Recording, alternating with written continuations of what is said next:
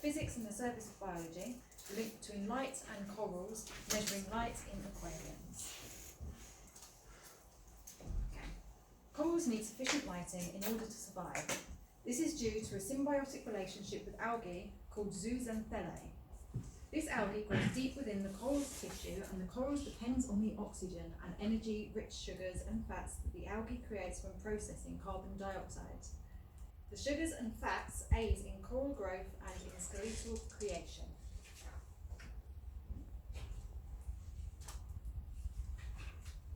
The roles of photons in photosynthesis. Photosynthesis begins by an energy transfer cascade set in motion when light strikes part of a molecule in chlorophyll. The algae in coral contains chlorophyll, and this chlorophyll absorbs the energy from the photons. This causes the electrons to become excited, meaning that the electrons jump to higher energy levels. When the electrons drop back down to their original energy levels, they release energy.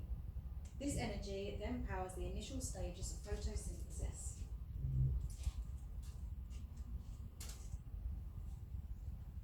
Photosynthetically, something like that, active radiation and zooxanthella.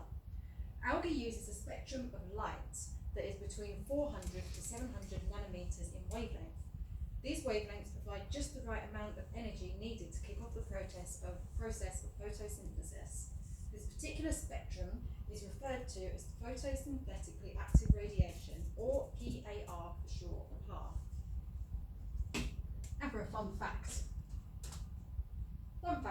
Coral's colour is determined by the particular type of zooxanthellae that lives within it.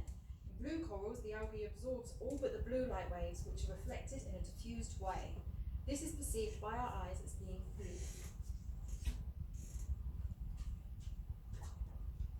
So how do we determine if a coral is receiving the correct amount of light? Well, we could eyeball it. Oh. There we go, we could eyeball it. And yes, that is actually real. We can see the spectrum of light that algae uses, so we could use our own eyes to determine the intensity of light along with trial and error to see what's best for the coral. But the human eye uses the dilation and contraction of the pupils to either block out or allow more light into the eye. This makes our eyes very poor at reading light intensity. The human eye also sees different light wavelengths in different intensities. It can see the wavelengths at the middle of the spectrum far better than those at the other end of the spectrum. Now let's pretend that algae can see. Algae sees all of the past spectrum equally. The human eye does not. This means that using our eyes to measure light intensity is wildly inaccurate. Ultimately, this means that the coral will suffer due to long trial and error phases. If you have a look on here, now lumens, this is what our eyes can see, the same type of intensity. We see green light a lot more, hence why it's going like this. This is essentially what algae can see, or plants, anything that's a plant-based kind of thing. So that's why it goes seeing it all with exactly the same amount of intensity. Obviously they can't see, but this is how they receive it, so we're just working it out, so yeah. So it just makes a bit more sense for us, so yeah.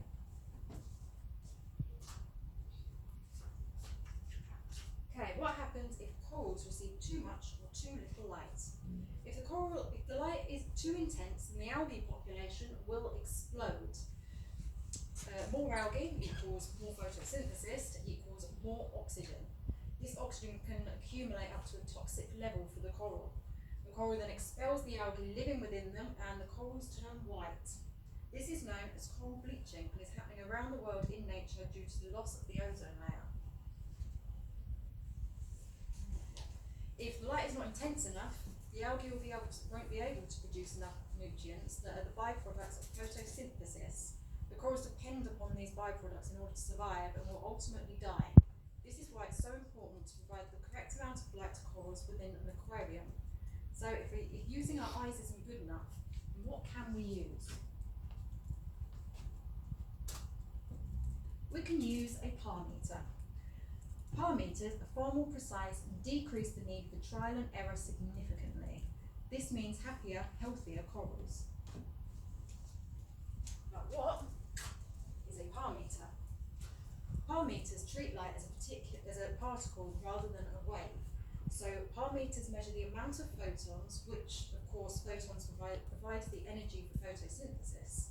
A par meter has a sensor and a meter which gives us our measurement. It measures this in moles of photons. 1 mole is equal to 6.2 times 10 to the power of 23, which if any of you remember is Avogadro's number. This is called the photosynthetic photon flux, which is the number of photons measured in moles per second per meter squared. Fun fact, that you want to like this one. Ooh. Fun fact, flux can mean photons per time or photons by area. These are both equal to each other, but scientists still cannot agree on the correct meaning. Physicists unable to agree on something. That's hardly surprising, is it, Frank?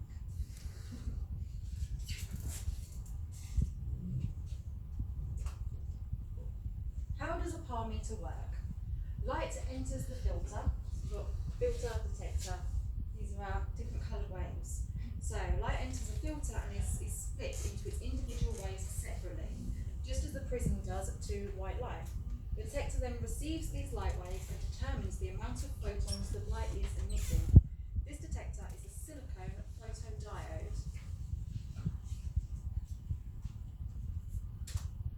How does a photodiode work? When photons strike the diode, the energy from the photons is transferred to an electron. The excited electron then becomes a part of an electric current known as a photon current. It then travels to the cathode where it can be measured. And I think if I went into that, then it would take a little bit too long for this presentation. And that, ladies and gentlemen, is the link between light and corals and how the light is best measured within an aquarium. Now for one last fun fact slide about corals. The Coral's anus is also a coral's mouth.